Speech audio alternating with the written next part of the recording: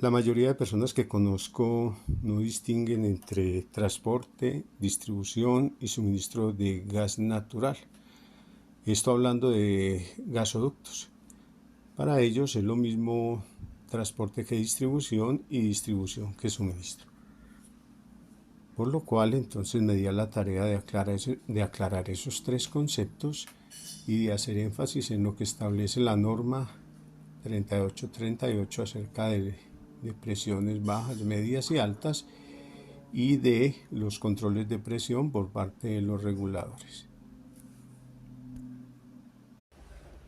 El transporte de gas natural se realiza a presiones altas, es decir, presiones que superan los 100 psi, por ejemplo, 300 psi. Además, el transporte es diferente a la distribución y una de esas diferencias precisamente consiste en la presión.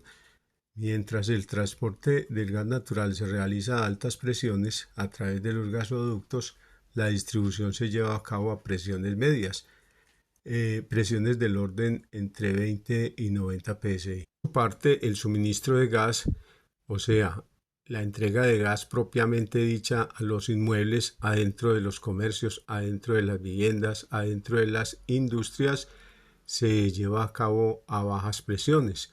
Presiones que pueden oscilar entre 23 y 33 milibares.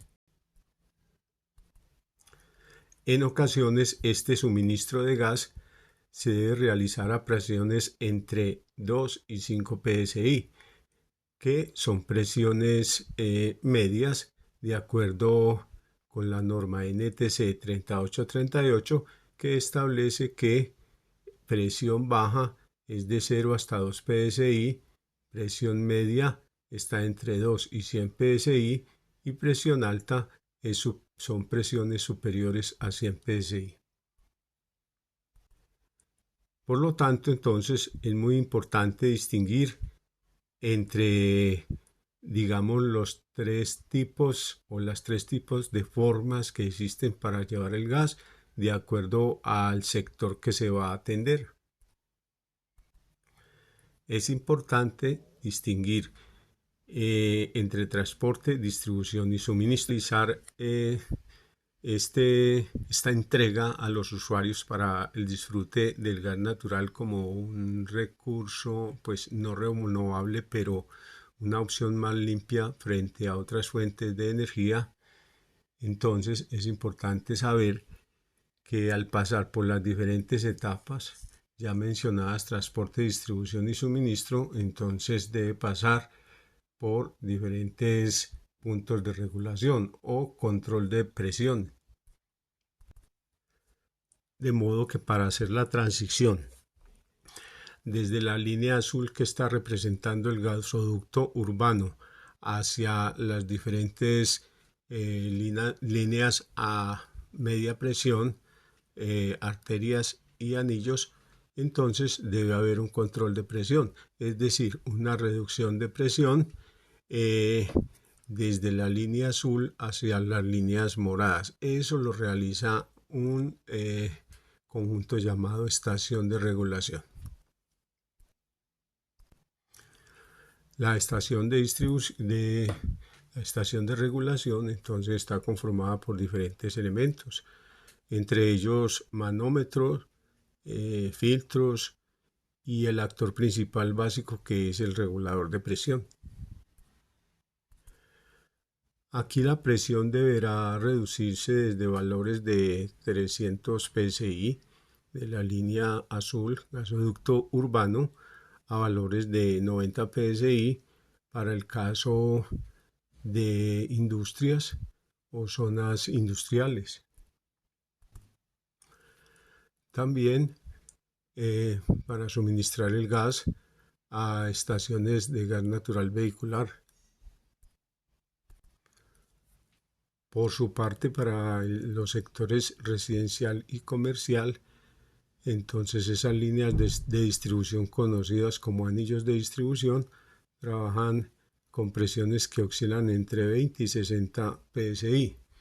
Para tener entonces una idea global o un resumen del asunto, las líneas arterias que alimentan el sector industrial y las estaciones de gas natural vehicular funcionan en presiones que van entre 20 y 90 psi por lo regular, y para los sectores residencial y comercial, entonces ya la presión ya no va hasta 90 psi, sino que tiene valores entre 20 y 60 psi.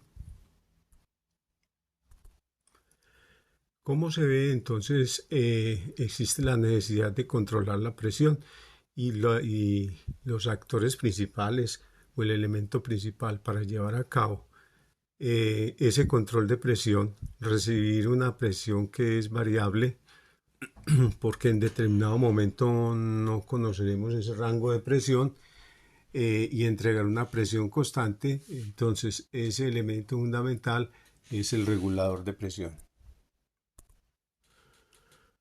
¿Cómo se ve? Entonces las necesidades de presión varían y hasta el momento no hemos hablado sino de alta y de media presión, de líneas de transporte y líneas de distribución, pero ya cuando ingresamos a los inmuebles, es decir, al restaurante, a la industria o a la vivienda o al conjunto residencial, entonces las condiciones cambian. ¿Por qué han de cambiar las condiciones? Pues básicamente porque estas zonas son habitadas, es decir, los trabajadores de la industria, los clientes y trabajadores en los centros comerciales, en los restaurantes, las personas que habitan conjuntos residenciales y viviendas, entonces ya son personas que están sometidas a riesgos y las presiones medias y altas no se pueden usar. Por lo tanto, entonces habrá que utilizar presiones bajas. Allí digámoslo así, un suministro de presión que se realiza a presión baja de 0 a 140 y partecita de, digamos, de 140 a 350 milibares, que son 5 psi, presión media pero baja. Al cambiar las necesidades o las condiciones de presión, entonces ya en el interior de los inmuebles, digámoslo así, no se pueden instalar los reguladores comunes, que son reguladores que ventean, es decir, ante sobrepresiones expulsan el gas hacia el exterior. En este caso, entonces, el gas debe ser controlado por un regulador que tenga sistema de bloqueo, es decir, ante un aumento súbito en la presión, entonces el regulador se bloquea por una válvula de cheque. Tal es el caso de un regulador R2ET, como el que se presenta ahí, o llamado comúnmente muchas veces regulador de equipo. Ya en la fachada de las viviendas, antes de ingresar a la vivienda, para el suministro de gas, entonces se dispondrá de reguladores de este tipo acompañados de medidor. El regulador, entonces, en este caso, pues debe ser acorde al medidor que se instale. Digamos que son un matrimonio. Entonces, la presión de entrega de ese regulador al medidor debe tener un rango de presiones de modo que el medidor sea capaz de resistir la presión que le entregue el regulador. Todo ese proceso de sistema de control se lleva a cabo de la siguiente manera. Al ingresar el gas en esta parte, o sea que viene del anillo de distribución, recuerde, zona residencial, entonces ahí vamos a tener una presión que va entre 20 y 60 psi. Ese regulador va a recibir entonces una presión variable a la entrada, pero cuando sale el gas de ese regulador, va a salir, si es para gas natural, en un valor aproximado de 23 milibares, o sea, un tercio de psi. Entonces observe que el cambio que existe entre la entrada, la presión de entrada, que es variable, al regulador, y la presión de salida de ese regulador, entonces tenemos un salto de presión, llamémoslo así, en condiciones, por ejemplo, críticas, condiciones pico, donde la presión se baja a 20 psi en el anillo de distribución, vamos a tener saltos de presión de 20 psi a 1/3 de psi. Entonces, la función del regulador es fundamental. Eso es lo que hace este aparato. A su vez, este medidor, siendo un sistema en etapa única, o sea, se baja la presión de una vez a lo que se necesita adentro. Adentro lo que necesitan los equipos son entre 18 y 23 milibares.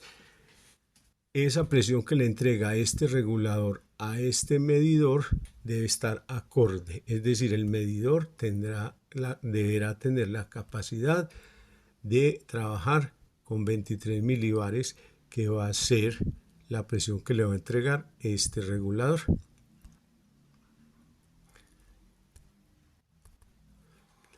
Para el caso de instalaciones comerciales, entonces ya tendremos medidores más robustos, es decir, de mayor capacidad, y reguladores que ya no me rebajen la presión desde el rango que hemos analizado, que es del anillo de distribución. Recuerde que anillo de distribución, el rango de presión de entrada entre 20 y 60 psi, es el rango que le va a ingresar siempre a un regulador para vivienda o para restaurante.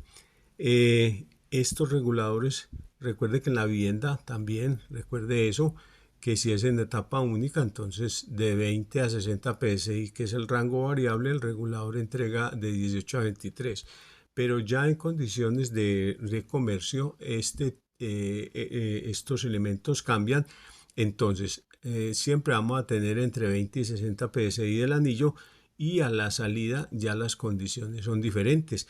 Por lo regular vamos a tener aquí 140 milibares más o menos. Y entonces este medidor, que es un matrimonio como hemos dicho, con el regulador, deberá soportar esa presión.